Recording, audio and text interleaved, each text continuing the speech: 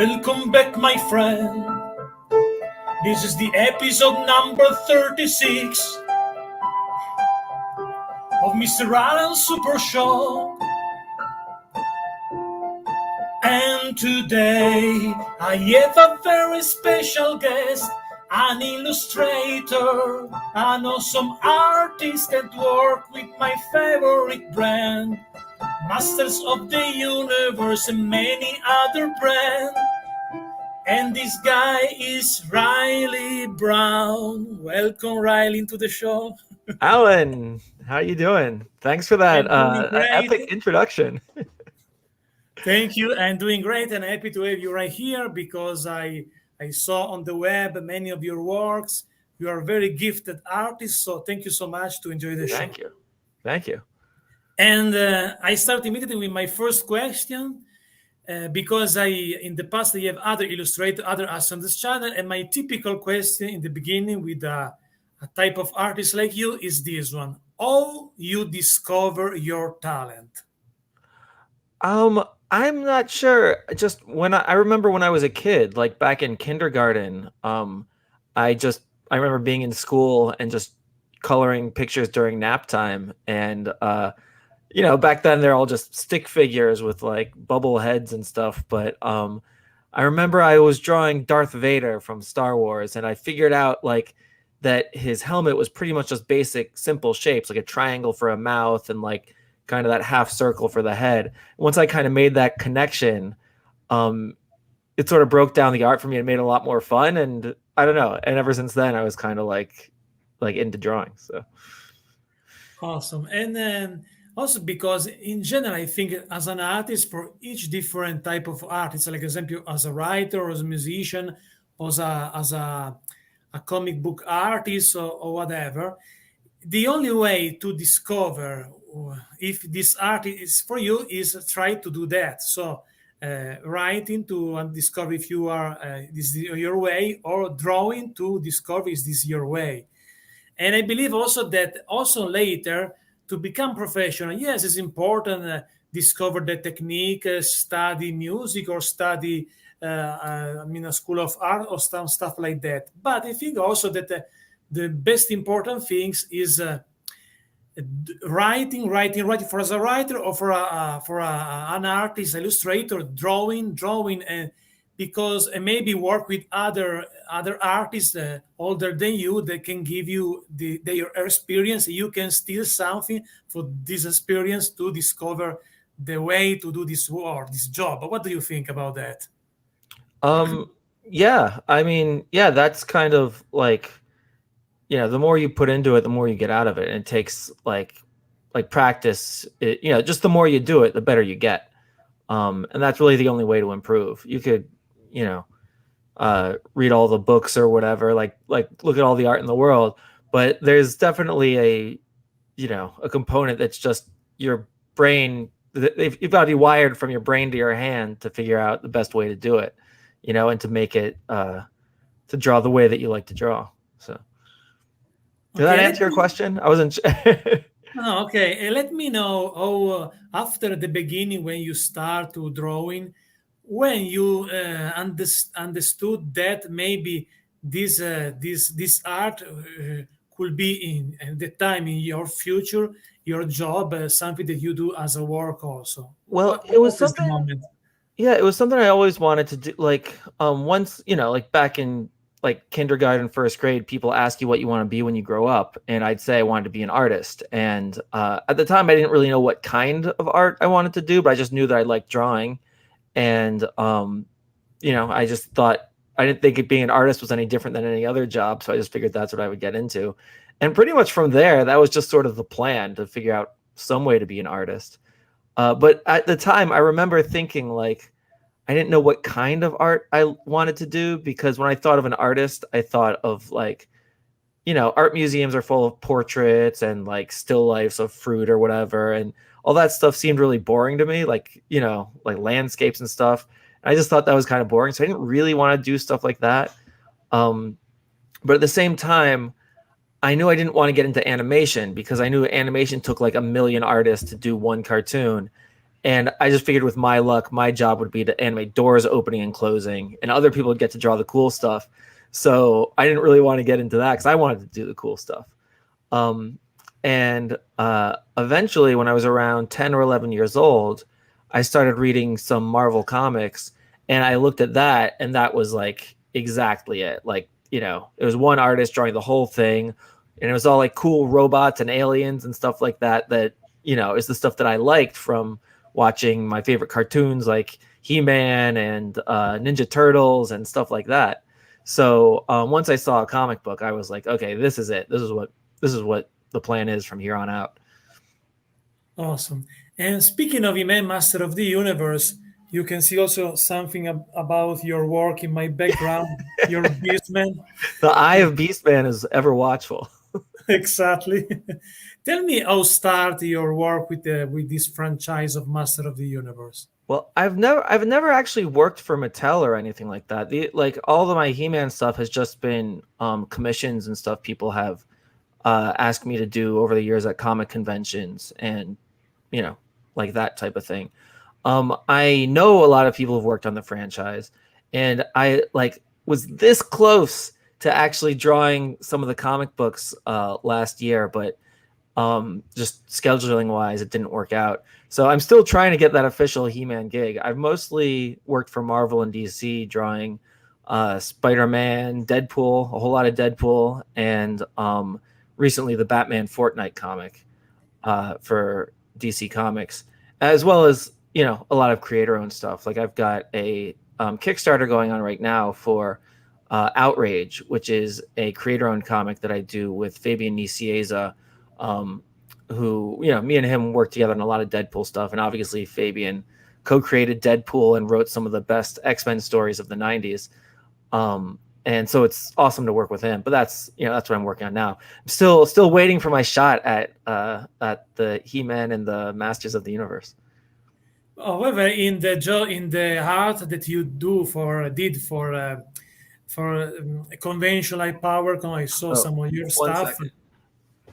Will, I'm talking right now, okay? I'm having a meeting. Okay. Do you want to be on? Here, come here. Come say hi. Hello. Hello. Oh, what is your name? What's your name, Will? You said it. His name's Will. All right. How old are you? How old are you? How old? 5. Okay. This is Alan, and I'm talking on Alan's podcast right now. So, you've got to go back upstairs, okay? But Mommy said I can watch another show. Oh, well, here. You take this and give it to Mommy. Close the door. What do I do? I don't Give it to know. Mommy. Out. Sorry about that. A little intruder. But maybe you can pass your talent to your kids or not. Maybe. I don't know. It's we'll see. Sometimes they'll be super into it, but sometimes they just don't want to do it. So we'll see what happens.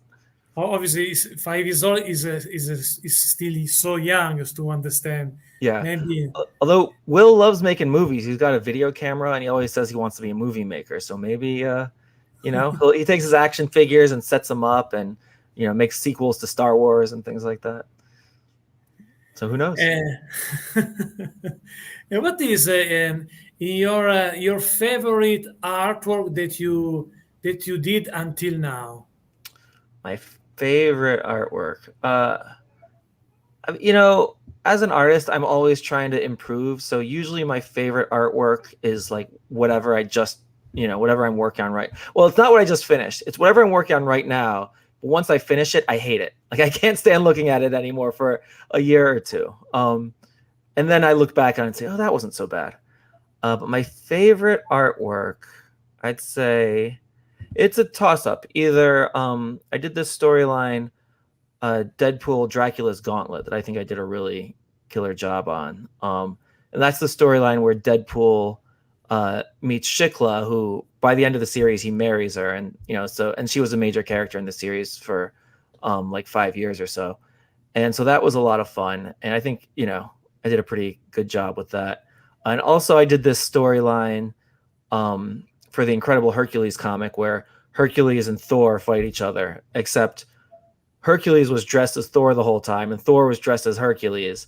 And it was just totally ridiculous and stupid fun, but it was a lot of fun. And just these two big dudes just beating each other up and causing earthquakes and stuff as they fight with their like godlike strength. So that was really cool. Like a cosmic match of wrestling, like a little bit. Well, pretty much. I mean, Hercules is credited with inventing wrestling, or at least, you know, the Greco-Roman style of wrestling. So exactly like that. And in general, we know, we see now, we find a lot of comic books that basically are inspired of following the famous franchise in general. No, it's difficult to find a brand new original series of comic books. You never thought to do something yours, so maybe create new characters, new with your storyline, and later to maybe to start to develop a project like that? Oh, absolutely. I've done a few creator-owned things over the years. But the one I'm working on currently, like I mentioned before, is Outrage. It's a creator-owned thing me and Fabian do. And yeah, it's a lot of fun. It's cool doing like, you know, like I love working on all these franchises that I liked when I was younger, but to create something on my own is just a blast because you're relieved of all the pressure of like knowing that Jack Kirby drew it better than you ever will, you know, 30 years ago, like, you know, or over 30 years ago. And so it's like being able to be the guy who sets the trends and designs the characters and comes up with the ideas. That's a lot of fun. And I totally, you know, totally can stand to do more of that. Cool. And back once again for this artwork of Bismarck. Tell me something. How you work on that? What is your inspiration? You add some reference for the show, or you try to do something personal and original? What is Well, when I was drawing the He-Man characters, I was really I would try to go back to the original action figure from the 80s, like the very first action figure, to kind of, because everything kind of comes from that. So I didn't want to just copy the details in the, you know, that were in the cartoons or the comics. I kind of wanted to like do my version of what the action figure looks like. Sort of like it, like the way I think about it is I want to draw the character that action figure would have been based on, if that makes sense. And so certain details are kind of like, you know, through the multiple versions of the character kind of get dropped. But if you look at the original one, was part of it. Like for some reason, Beastman, you know, he has like the blue lipstick or whatever, but he only has it on the top lip, not the bottom lip. Or wait, he only, yeah. And that's kind of weird. And I love the spikes around his collar. Like he's, you know, such an awesome character design. But that's, you know, that's generally the way I approach those characters. Cool. And speaking of the design of Master of the Universe show in general, we know now we have different style of show. We have the Filmation one, we have the 2000X version, and also the two new show, the CGI and the 90s space one that everybody tries their best to forget. But exactly, give it its due. It was in the middle there. Exactly. What is your favorite, speaking of the design, that you think is the best between these 5 version of Master of the Universe show? I mean, you know, I love all of them, to tell you the truth. Like I love all of them for their own reasons. Like to me, the 80s cartoon, as corny as it is, like I loved it so much as a kid. So to me, like that is just perfect the way that it is. But then growing up, when the Four Horsemen designed the one in the 2000X line, I loved that. And I thought the cartoon did a really good job of translating those. Like they really went all out with the detail in the characters. But I think like those designs, I think are some of the coolest action figure designs I've ever seen. And those action figures are some of my favorite ever made. Like the sculpts are so friggin' cool. So that one might be my favorite. Although I do like in the recent He-Man Revelations, I like that overall look for He-Man the best. I think he's best designed there, at least. I like the HM logo on his chest. I think that's kind of a little bit more iconic than the like. I always thought the original cross was a little generic, and then the 2000X one, it was like an asterisk or something, which was somehow even more generic. And so I like that they actually gave him his proper logo. And that it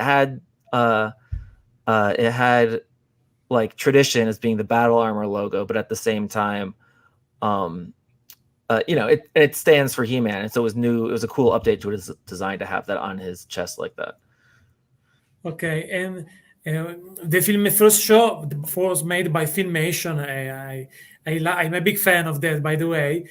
But what do you think about the other? Speaking of the design again, what do you think about the other show by Filmation, like Marshall Bravestar or Filmation Ghostbusters? What do you think about this show? I I'm somewhat familiar with Brave Star. I had some of those action figures when I was a kid, and I thought they were cool. I just used them interchangeably with my He-Man action figures. I had what was the bad guy's name with the kind of like the star head, and he had like the flint in his chest that would kind of like spark. The bad guy of Bravestar, you mean? Yeah. The bad guy was looks like a ghost called Tex-Ex. He's a guy like a outlaw, a big outlaw with a skull face with big. No, he had like a blue face with like a red helmet that had like was like points around it, like a star kind of. Blue face with red Remember him? helmet. Because in Brave Star, I remember.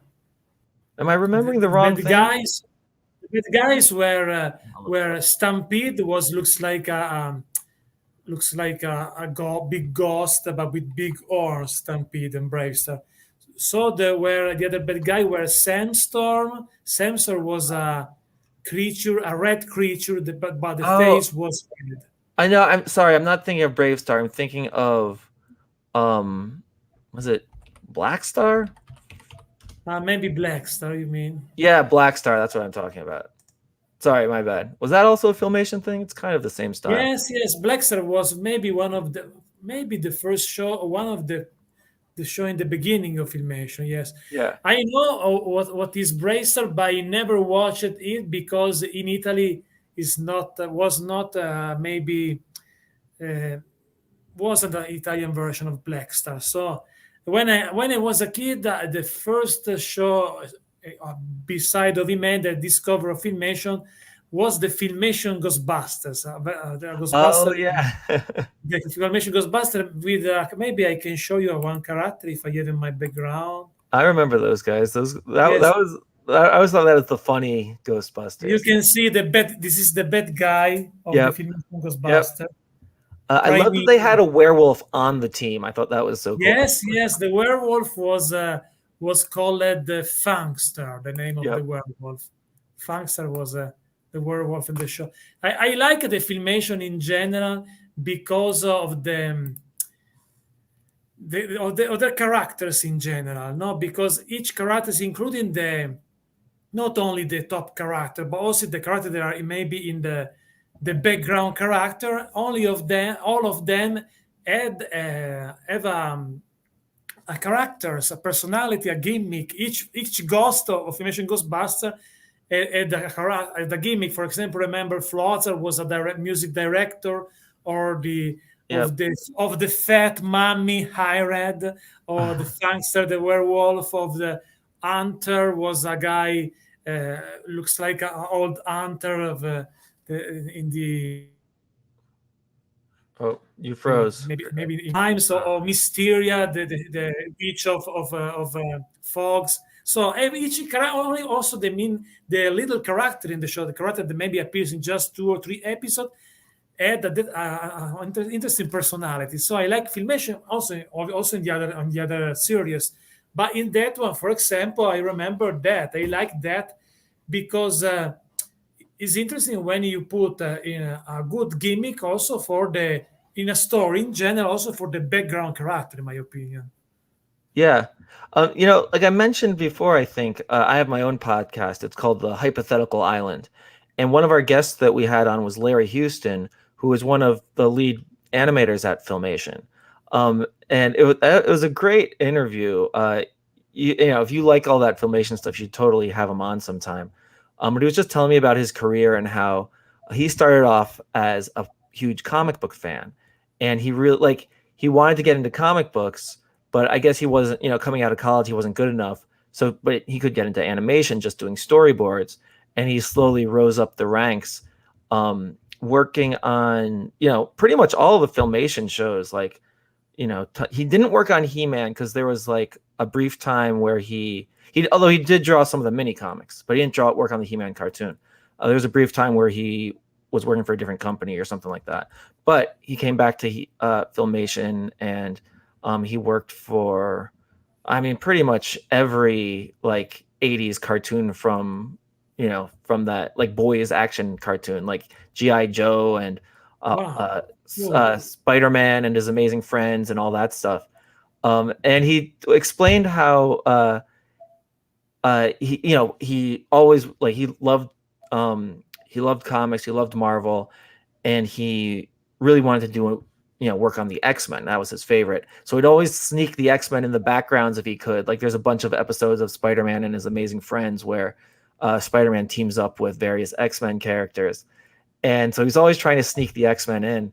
And eventually he was able to pitch the X-Men cartoon that turned into the, really popular one from the 90s that launched, like X-Men was already popular, but that launched it into the stratosphere and made it something else. It's just, fascinating story and really interesting to hear his career trajectory where he, wasn't good enough to work for Marvel. So he got into animation, but then before he knew it, he was working with Stan Lee and Jack Kirby on the animation side of things. Cause I guess at the time that's, they were getting out of comics into animation also. So, Larry Houston, amazing dude, fantastic artist. It should be an interesting future guest in this show because I had in the past other guys from Filmation, so maybe it should be Oh, really? interesting. Yeah, that's awesome. Who have you had on here? No, not yet. I had in Okay. the past. I had Robbie Goren, Rob Lamb, Tom Cook Oh, from oh, Filmation. yeah. I've got a drawing from Tom Cook over there on my in my bookshelf. He goes to a lot of conventions around here, so he's cool. Cool, super cool. And to be a comic book artist, what is the rules to do a good job in this type of art? Well, what are the rules? I don't know. It's super competitive, so it's really just about making sure your art stands out from the other creators that also want a job, and and that like your fans know who you are, and you kind of create your own create your own style and kind of make your own name for yourself, so that that when you're hired onto a job, you're giving your editors something that they're not going to get from somebody else. So it's that, and also keeping up with the deadlines, which is the hard part. As hard and competitive as it is just to draw the pictures, you got to draw them fast, which is the part that, like you saw, I've got kids running in and out of here all the time. That's really been a struggle since those guys showed up. But, whatever, you make it happen one way or another. I think is maybe the big challenge is the competitive stuff in general because there are many artists, so you need to find your position Yeah. and protect your position. I believe a little bit also. Well, kind of. I mean, it's competitive, but it's not like everybody. It's a very welcoming community for the most part. All the comic book artists, and like they're not trying to backstab each other. It's everyone's very supportive and willing to help each other out. I think we all kind of think that like it's more a matter of if you do a good job on the book, that's what will make the book popular, not necessarily like like cutting someone down isn't going to help anybody. So it's not competitive in that way. It's kind of like a friendly rivalry type of thing where we all want each other to get better, because it raises the level of the genre altogether. That's cool because, for example, especially in Italy, in the music between the music business, there is a big competition, and not it's difficult to find friends. I got some friends older than me, maybe more popular than me, but the people that have this, your same popularity or you're on the same level don't they don't help you. It looks like is not Oh, very friendly, the community. You can be it's more easier have a friend with an artist that is more popular than you, because maybe if he recognize your talent he can help you if there is some empathy or some stuff like good chemistry or something related between your art and yours. But between the other guys, they are your same level, for example, there's not real friendship, I believe. It's too much. oof. So it's better the community of the Illustrator, I believe. Yeah, that's brutal. Yeah, I mean, I know some people that are kind of cutthroat, but for the most part, everybody's super helpful and supportive and friendly. So, like I don't have any problems asking people for advice, or if I need a gig, like, asking around and finding out who's hiring or whatever. Like, no one's trying to, keep you down. Other than the real, there's always a few sociopaths, but like You whatever. work, The industry's big enough. You can just ignore those guys. you work digitally, or also you drawing, you still drawing for your job, for your work. I pencil and paper, man, and ink. Just it's all I do it all traditionally. Okay, so That's why if I did everything digitally, my art dealer would kill me because he likes to he needs originals to sell. So and when you work in your art, you design something. What is the process? You listen music, listen podcasts, or you prefer the silence? it depends on what stage of the artwork it is. If it's just like the layout stage, like at the beginning where I'm trying to break down the story and figure out how many panels go on a page and what happens in each panel, that I like it either quiet or just some music playing, like, quiet music that I kind of just, tune out. Once that's done, because that's where all the really like heavy thinking happens. I have to make a lot of decisions, and I need to, I can't have other talking in the room. But once that's taken care of, and I've got the layout figured out, then I'll just listen to podcasts or audiobooks or something, because I need something to like, excite my mind. So I'm like listening, and that something to like keep me in my chair, so I'm sitting there at the table and I don't want to leave because I want to hear what's going to happen next in the audiobook. Cool.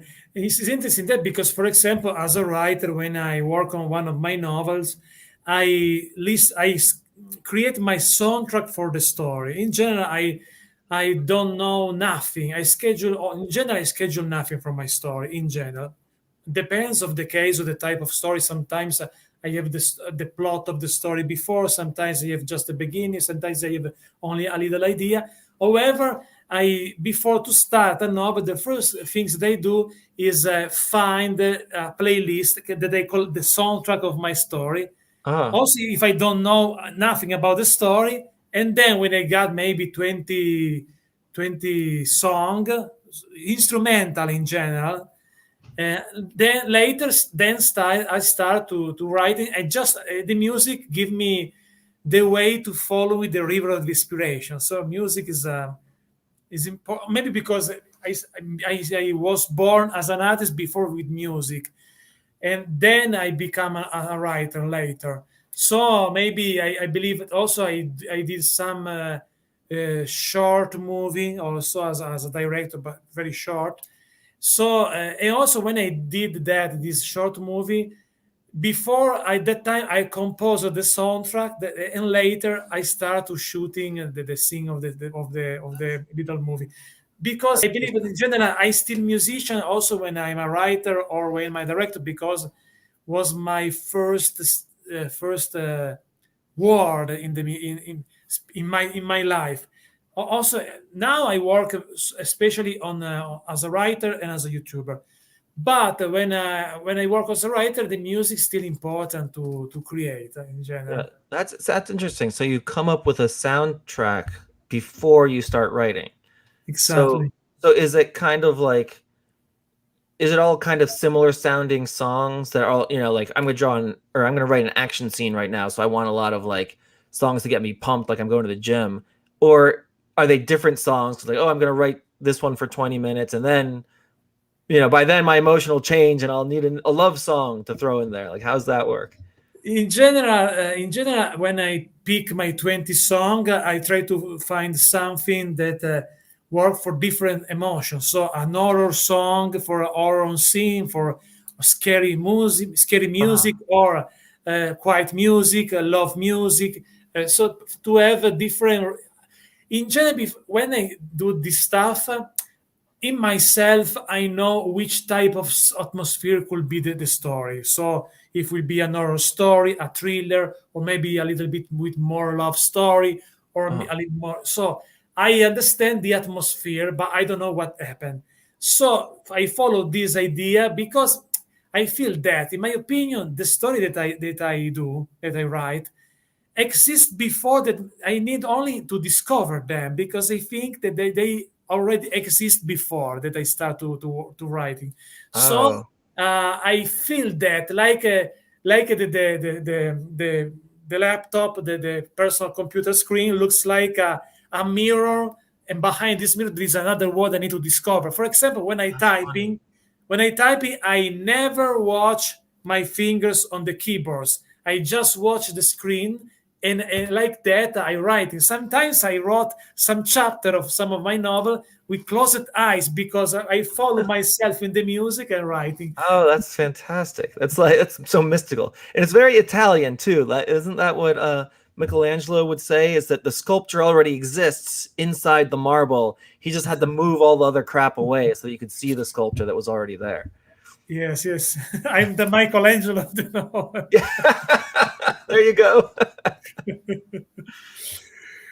In general, the creativity experience is super cool because it's something special. Also, when I do some stop motion, because on this channel with my action figure, also for Master of the Universe, now I'm very excited for Mythic Legions. Mythic Oh Legions man. Yeah, is Eric unbelievable. Treadaway. Well, I actually live like the next town over from where the Four Horsemen studios are. Wow. And we've had Eric Treadaway on the podcast too, and I've been over to their studio. Although they have a new one, I've got it. They recently built a brand new studio, so I can't wait to go check it out. But yeah, those guys are awesome. I love all their work. Yes, on this channel I did some interview with Eric Cornboy, the other Oh guy. yeah, But yes, I'm a big fan of their line because I'm I'm a big fan of stuff like Hero Quest, Lord of the Rings, The Hobbit, this yep, atmosphere fantasy. And when I saw these Mythic Legions figures, because I started to collect them, this type of figures last April, and now I become very excited for that because I have diorama. I start to create a stop motion series I create a story because they are so detailed, yeah, this figure, and a big push for the creativity. I did an interview with other guys that in a group called Kabbalah group, a group on Facebook of the Mythic Legions, and you can find many artists that customize the figures and create an awesome piece of art as a custom figures, yeah, for example. And also, people that collect that, when I start to talk about this passion of these toys, because it's not just a toy, it's a piece of art, it's a collectibles, they tell you a story because it's a big push for the creativity. So as an artist like me, this line is very welcome. yeah. I have you seen the new Cosmic Legions character? Yes. I saw some of those, like the prototypes in person at I was at PowerCon last month, and they had them all out on display. Oh my God, they are amazing. Like, I've never seen action figures this detailed and like just like so unbelievable. Like, it's really like next level action figure making. It's incredible. Yes, yes. And also the Mythic Legions, because the Cosmic Legions is the new line from For Horsemen. Right. Is a sci-fi atmosphere. The Mythic Legions is more fantasy, medieval, and Right. also close to warlike HeroQuest Dungeons and Dragon or Yeah, it's very like inspired by like Lord of the Rings and stuff like that, where you have like the armies of orcs and armies of elves battling each other. exactly. And yeah, mythic or cosmic legions, it's like it's more sci-fi stuff. They're all these aliens that look kind of like bugs sort of, but all the pieces are, because you're talking about how mythic legions are made to be customized, like all the pieces you can take apart and swap with other characters. You can do the same exact thing with the cosmic legions. Like you can pop off one of their mythic legions arms, put it right onto the cosmic legions thing. And they were, I was talking to Eric about it, and he was saying, he was like, everyone keeps asking us like, oh, so are we doing like mythical legions in space? Are we gonna have space orcs and space elves? And he was like, no, you know what? We've already made so many orcs and elves.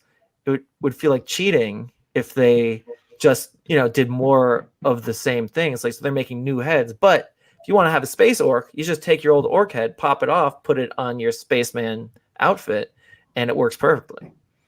See, yes, these are super cool, super awesome, especially because the details. When I got the first figures of this one was a king dwarf called King Brondon. I was very surprised because I'm a collector of many other lines, but the details of these figures looks like a real character jump out from some whatever movie. And I thought this guy tell me a story and needs to create something with this figure.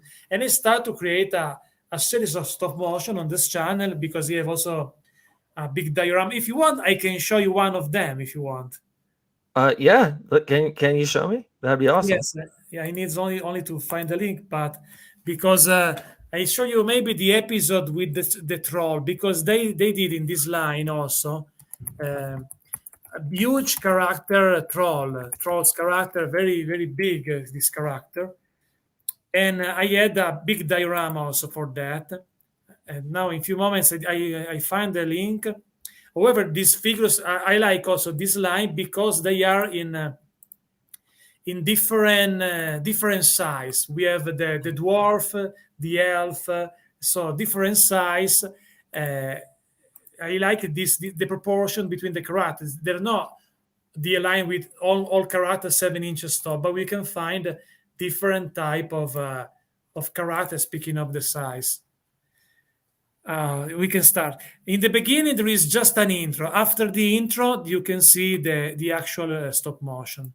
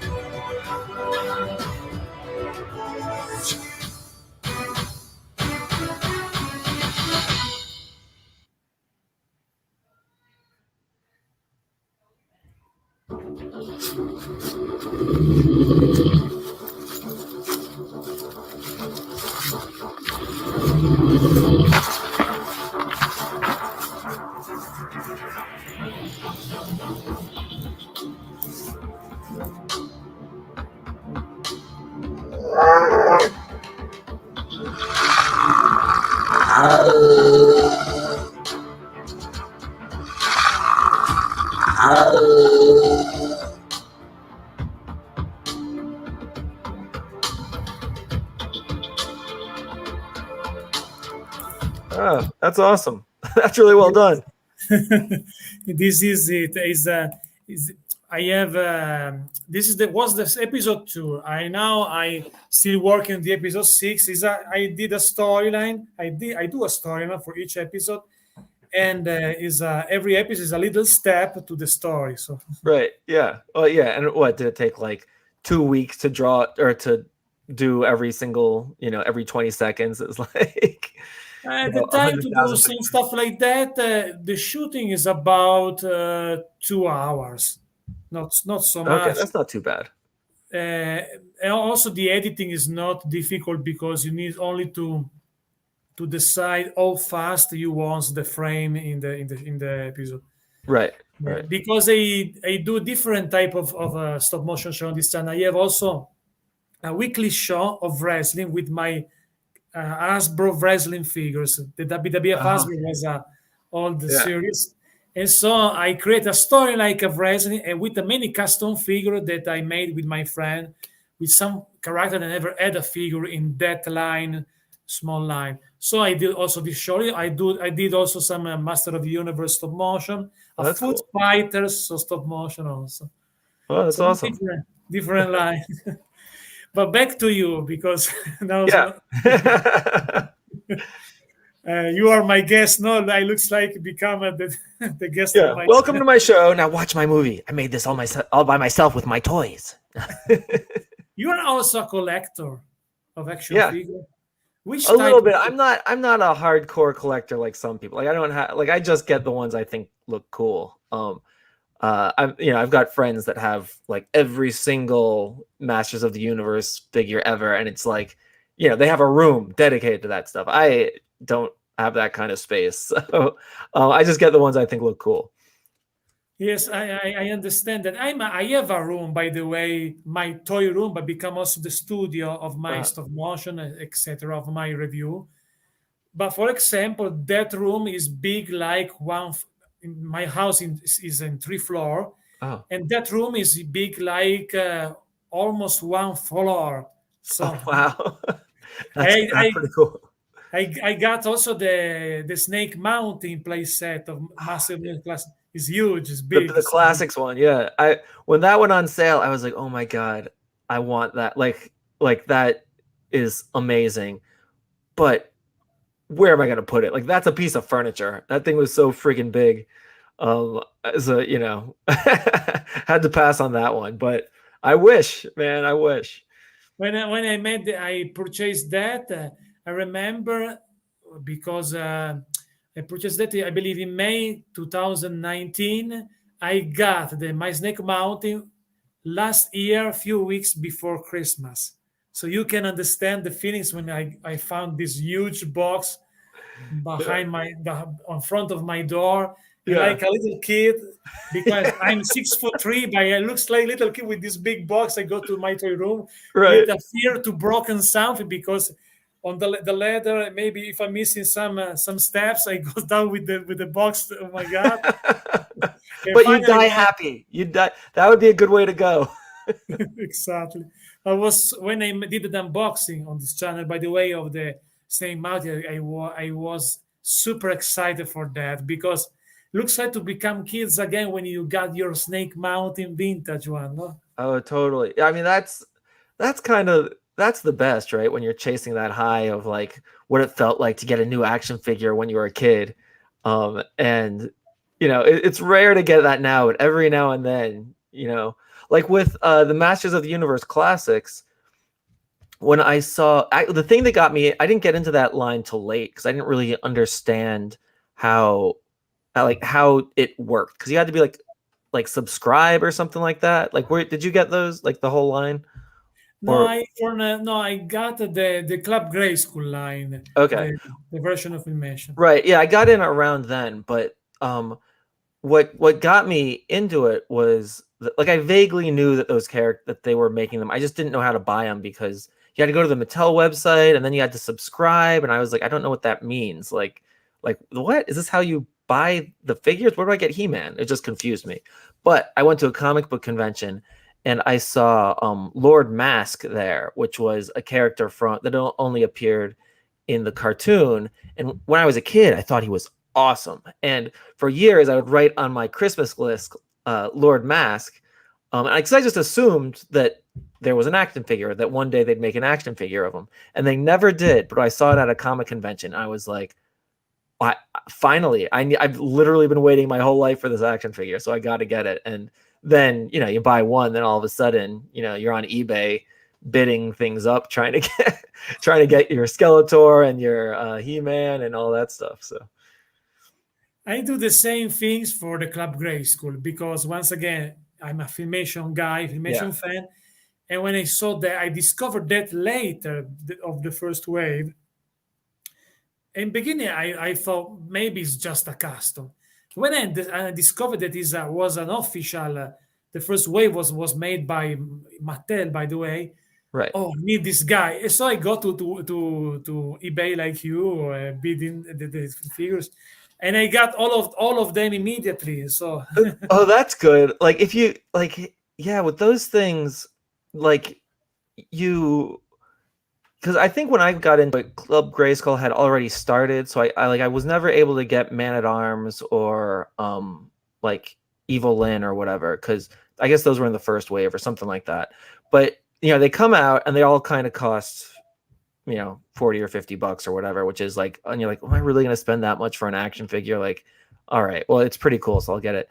But then like a month or two later, like the price just keeps going up till they're about like $100 or $150. And I kept thinking like, eventually people will get over it and the price will come down, but it just keeps going. exactly, And yes. I'm like, I'm not going to pay that much for an action figure. But then, when the wife's not looking, sometimes maybe I do.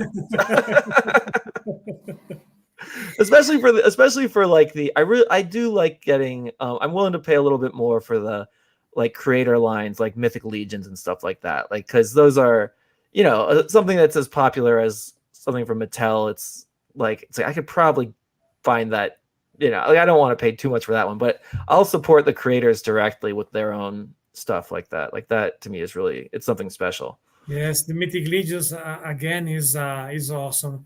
And I Yeah. start the problem of Mythic Legion, if you're missing the pre-order of for Awesome website, and I may missing all you're missing also the retailer later in the aftermarket, the old figures of Mythic Legions, Oh, some of them $200, $300. yeah. If you're not on those quick, they go, yeah, those prices go up high. Luckily, like I said, I live nearby the Horseman, so I go to a lot of comic book conventions that they also go to. So, and they'll sell stuff at their table. So I have like, anytime it comes out, I've got a good year where I have plenty of opportunities usually to, get any of that particular line. But once it's gone, then forget about it. You can't get it again.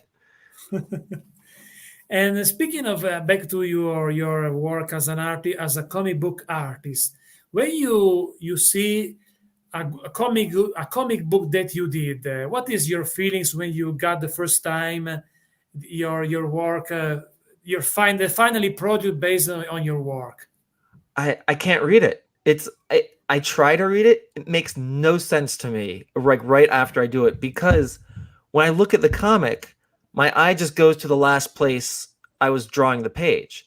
And like I'm not looking at it like someone who's reading a comic. I'm looking at it like an artist who's drawing it. And if the last thing I drew was, the window up in the corner, that's what I'm looking at instead of at like Spider-Man punching a bad guy in the face. And there's a lot of times where I'm reading the comic and I'll notice something I screwed up. And I'll find myself reaching for a pen to try to correct it. It's like, no, it's too late. Sorry, buddy. that mistake is in there. And so it takes me like right when something comes out, it like I've got to wait a while. After a year or two, when I've had a chance to kind of like forget about it, and then pick it up again, that's when I can read it and really judge if it's any good or not. But it's very strange. It's very strange. How long is the work to do to create a comic book? How is the time to do that? It takes a long time. It's a lot of drawing to do. Ideally you can get it done in a month or a little bit more than a month, so that the book could come out regularly and you don't need fill-in artists. But I've always had a hard time keeping up with that monthly schedule, and so it usually takes me about 6 weeks or so to finish a comic, so maybe about a month and a half.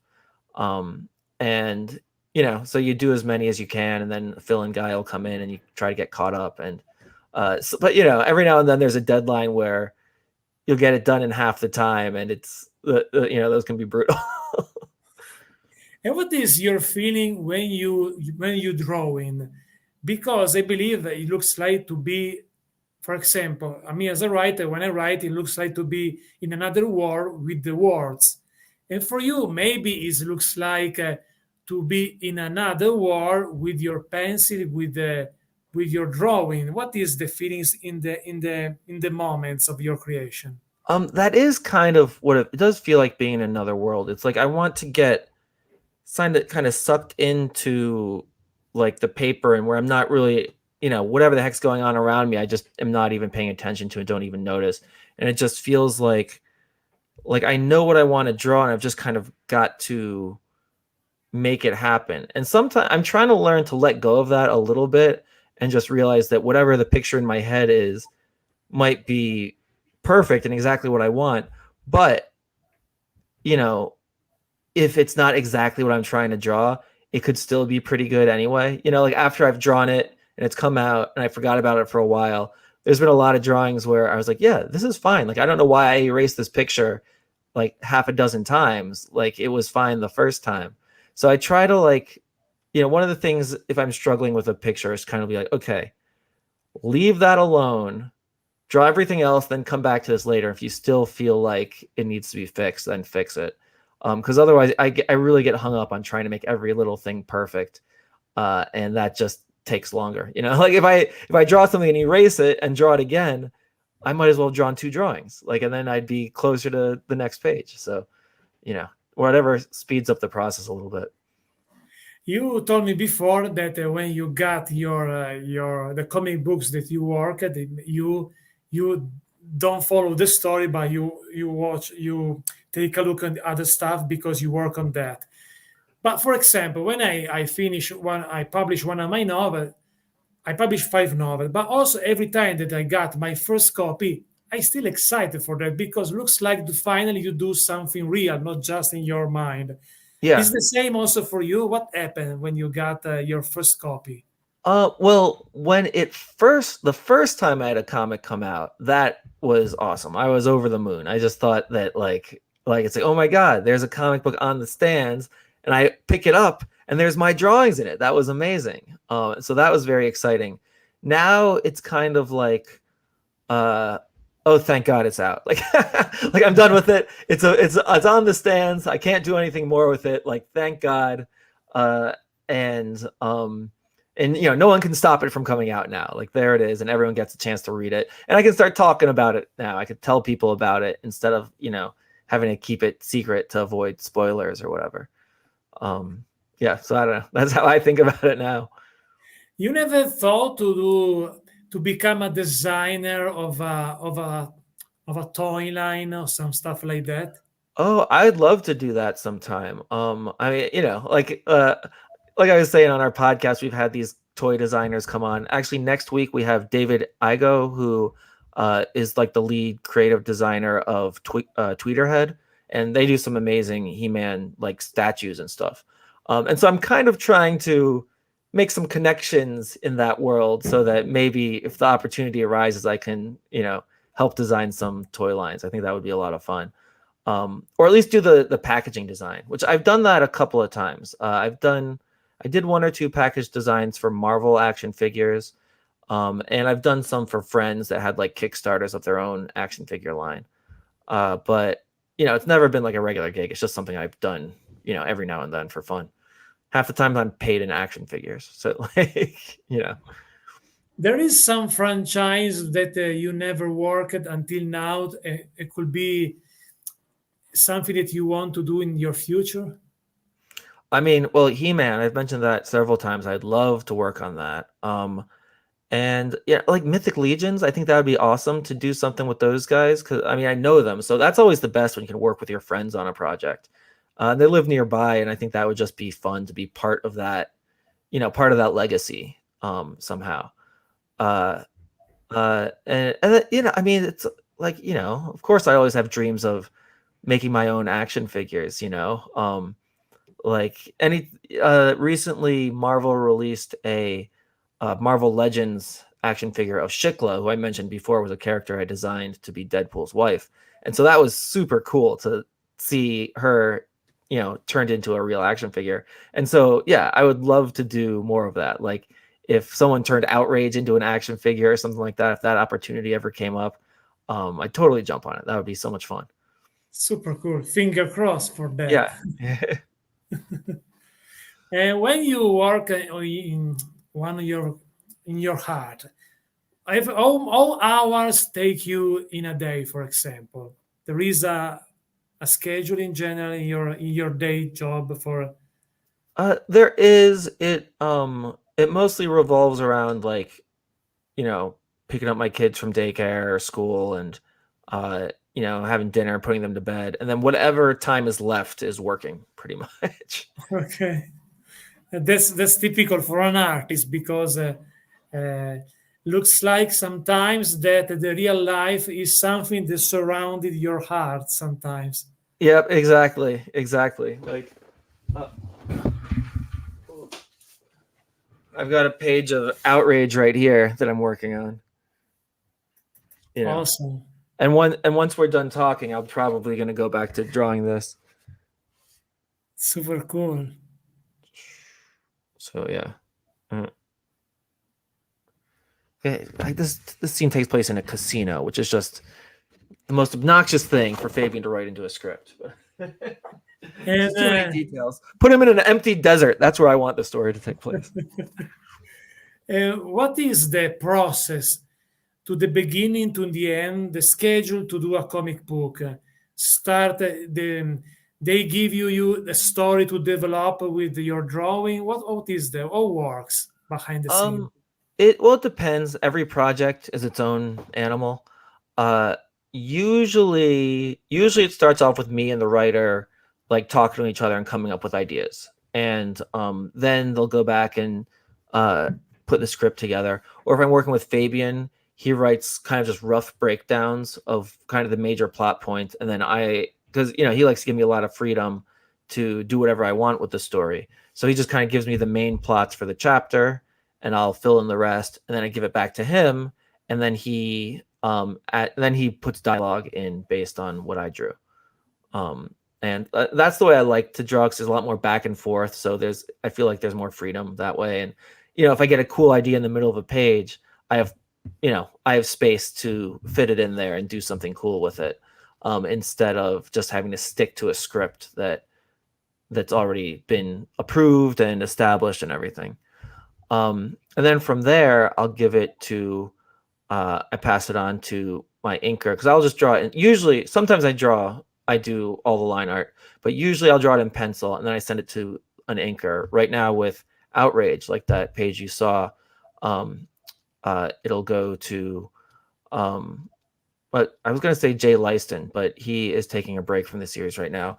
And I'm working with, I'm having a brain fart. Sorry. Sorry. Well, yeah, anyway, he inks it and then he sends it to Matt Herms, who is the colorist. And Matt is doing the coloring. Pat Brousseau is doing the letters. And then so he letters it on like a black and white version. Then they send it back to me and I put it all together for the final file. And Tony Cordos is the inker. I just saw him recently too. I feel like an ass for that, but hey, brain farts, they happen. So cool. And maybe now it's time for the last question, because we are close to 1 hour.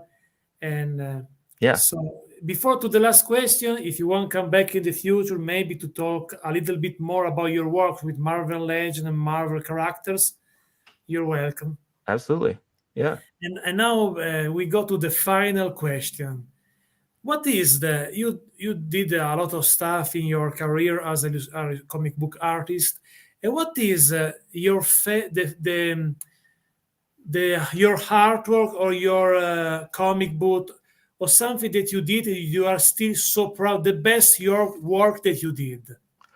I think, well, I don't know, there's so much. I mean, I love the Batman Fortnite. Like I said, it's like the project that I'm working on right now, or that I just did, or whatever. I just did this Batman Fortnite project, and I'm super proud of that, because like Fortnite is a hugely popular game, and the comic was like a smash hit. But talking to comic stores, it was bought by a lot of kids. So like a lot of kids that play the Fortnite video game have never been into comic book stores before.